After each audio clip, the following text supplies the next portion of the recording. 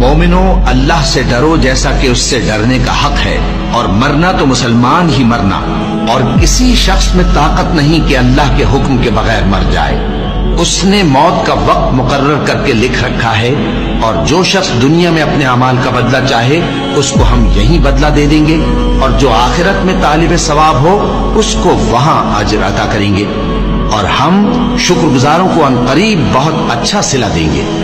ہر شخص کو موت کا مزہ چکھنا ہے، اور تم کو قیامت کے دن تمہارے اعمال کا پورا پورا بدلہ دیا جائے گا۔ تو جو شخص دوزخ سے دور رکھا گیا اور بہشت میں داخل کیا گیا وہ مراد کو پہنچ گیا،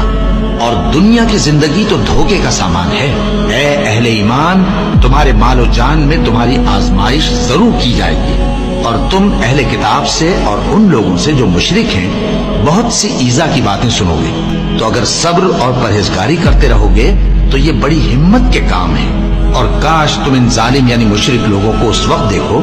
جب موت کی سختیوں میں مبتلا ہوں اور فرشتے ان کی طرف ہاتھ بڑھا رہے ہوں کہ نکالو اپنی جانیں۔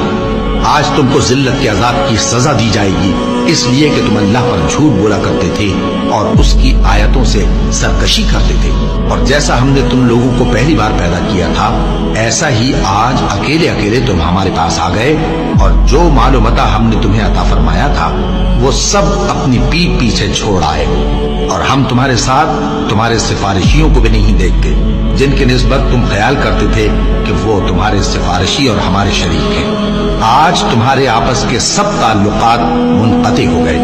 اور جو دعوے تم کیا کرتے تھے سب جاتے رہے۔ ان فرشتوں کی قسم جو ڈوب کر کافروں کی جان کھینچ لیتے ہیں، اور ان کی جو مومنوں کی جان آسانی سے نکالتے